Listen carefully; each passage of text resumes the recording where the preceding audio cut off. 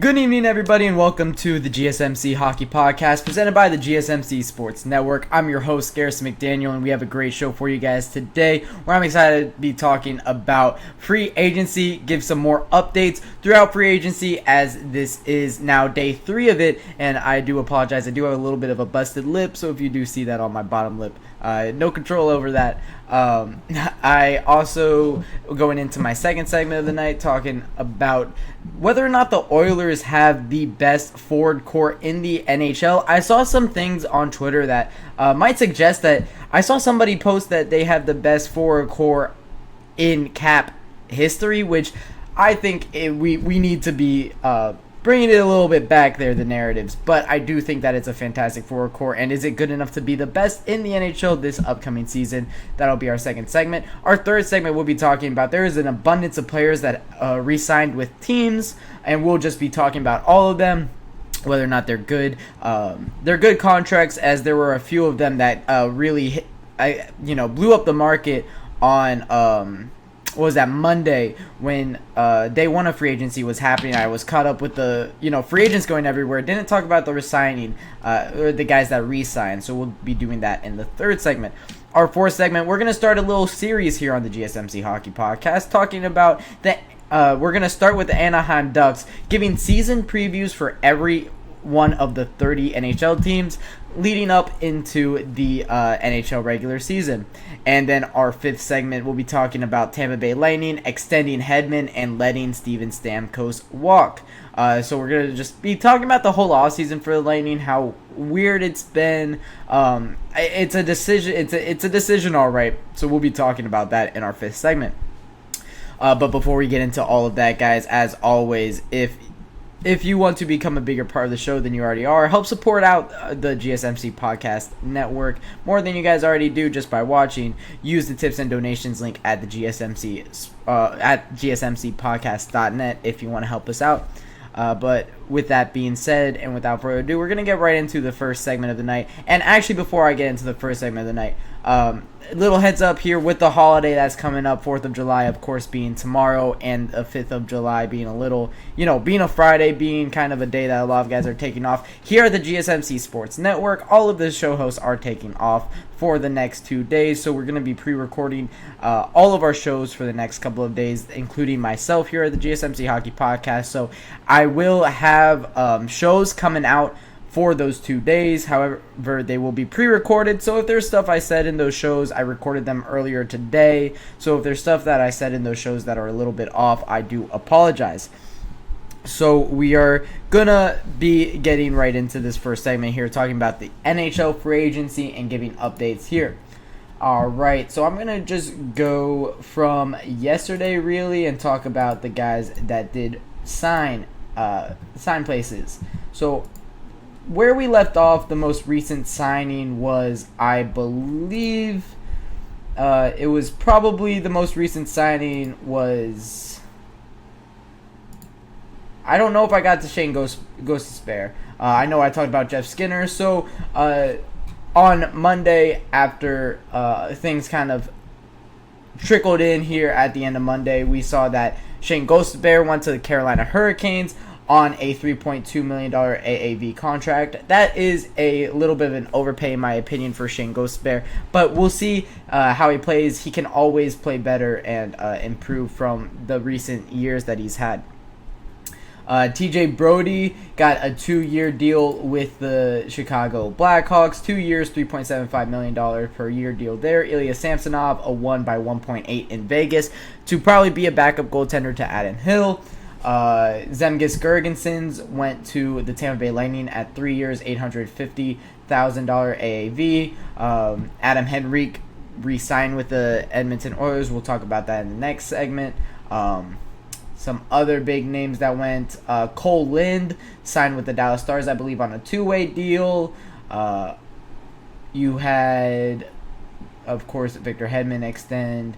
James Reimer went to the Buffalo Sabres, the goaltender, for a 1 by 1 deal. Eric Brandstrom went to the Colorado Avalanche for a 1 by $900,000 deal. Victor Olofsson to the Vegas Golden Knights by a 1 year $1.075 million deal there. You had Sebastian Aho, not the superstar Sebastian Aho from the Carolina Hurricanes, but the New York Islanders Sebastian Aho on a 2-year, $775,000 deal goes to the Pittsburgh Penguins. Thomas Tatar goes to the New Jersey Devils by 1.8. Adam Gaudette, a 1-year, $775,000 deal. You also have Cam Atkinson, a $1,900,000 deal going to the Tampa Bay Lightning. Other names, the St. Louis Blues signed Adam Jiricek to an entry-level deal, which is an interesting one. We'll see how that plays out for Adam Jiricek, where they're planning on putting him, but that's one to keep an eye on. You have Tyler Mott going 1-year, $800,000 deal to the Detroit Red Wings, and then today some big names did go in free agency. Jack Johnson was one of the first of the last kind of defensemen left on the board. He goes to the Columbus Blue Jackets, going back to the Blue Jackets where he played for, I believe, 5 years from 13, or maybe 7 years, 6 or 7 years.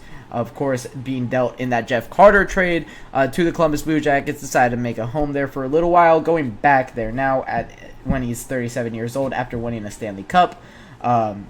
Nate Schmidt going to the Florida Panthers, Carson Meyer going to the Anaheim Ducks. Vladimir Tarasenko is probably the biggest name off the board.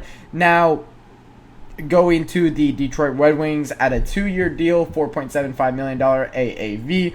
So a lot of big names are going now here. So who is left on the board after day 3 of free agency as we start to get into, I would say, the scraps here? The biggest names left on the board, we have Jacob Vrana, left wing, 28 years old, only had 6 points in 21 games played last season. A lot of teams are a little hesitant to go for him. Tyler Johnson, formerly from the Chicago Blackhawks, but more notably from the Tampa Bay Lightning during their dynasty years.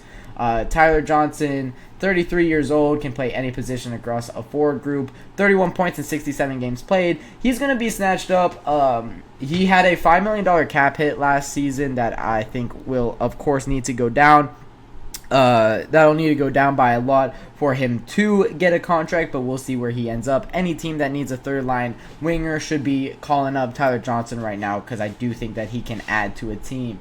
Kevin LeBlanc, Nikita Zaitsev is another big name out. They're still a defenseman, probably the best defenseman left on the board. 7 points in 38 games played last season. Mike Hoffman, a winger, more known for his time spent in Ottawa, but also played for the San Jose Sharks for some time. 23 points in 66 games played for the winger last season. We'll see if he can snatch up a contract. Tyson Barrie, probably the best defenseman left on the board. 15 points, 41 games played. Was playing, I know 2 years ago, was playing in Edmonton. I don't know where he was playing last year, actually. Was he in Nashville last year? That rings a bell. I could be completely making that up, though. I feel like he was playing in Nashville last year, though.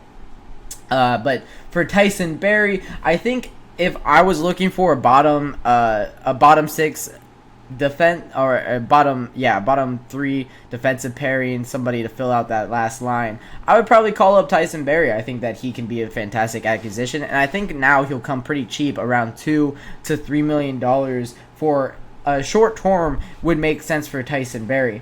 John Klingberg, another guy that I would be calling up, coming off of a big injury last season. However, he is still a very talented defenseman. We'll see how he does play next season when he finds a home, ultimately, because he is good enough to find a home. Jack Roslovic, formerly from the New York Rangers, spent most of his career in Columbus and Winnipeg. He was a part of that Patrick Laine, Pierre-Luc Dubois trade back in 2021. I believe that was when that happened. He could put a shift in center, but more notably a winger. Had 31 points in 59 games played, and was pretty good for the New York Rangers on their cup run. Or they didn't, but in the Stanley Cup playoffs, I should say. Ryan Sutter and Joe Pavelski are still listed on CapFriendly.com. However, I believe both of those players are going to be retired for next season, so they won't get a contract. Some other big free agent: Marco Scandella, Tanner Peterson is still on the board, Justin Schultz is still on the board, Adam Bokvist is probably the biggest. He's 23 years old. I can't believe nobody's taking a chance on that kid. He has shown that he can be a good player in the past. I'd be shocked if he doesn't get a contract. Kyle Okposo, Oliver Shillington. I'd be shocked if Kyle Okposo plays another game in the NHL, getting his Stanley Cup. I expect him to retire here soon. But Dominik Kubalik is still on the board. Alexander Barbanov is still on the board. Alex Goligoski, who I expect to retire. Max Pacioretty, who might retire, but he's 35, so he can still definitely play. Daniel Sprong at 27 years old, still on the board. Kevin Lankinen at 29, probably the best goaltender, still on the board. Cal Clutterbuck, Anthony DeAngelo, Kaylor Yamamoto, who is 25 years old and has played some very fantastic hockey in the past. I'm surprised he is still on the board. I think he should definitely be somebody that a lot of teams look at. Matt Martin still on the board. Antti Ranta is still on the board. Michael McLeod. And then you get kind of to the bottom of the barrel, I would say. You have guys like JVR, Milan Lucic, Steven Lorentz, Kevin Shattenkirk, who are still available. All of them are gonna take low contracts, but they are, a shell of their former self, I would say. So those are the guys still left on the board after day 3 of free agency. It's going to be interesting to see what goes on throughout the weekend. The next time I'll update you guys on the NHL free agency board is Monday, so a lot of these guys will get contracts by then, so I'm excited to see what does happen. But now it's kind of just re-signing phase here, with a lot of RFAs still on the board and a lot of RFAs still on the board, basically, and a lot of guys already re-signing. So that's what we'll be talking about in the third segment. But when I come back from my first break of the night, we'll be talking about whether or not the Oilers have the best forward core in the NHL after their free agency acquisitions, as I believe they had a fantastic free agency. So we'll be talking about that when I come back from my first break.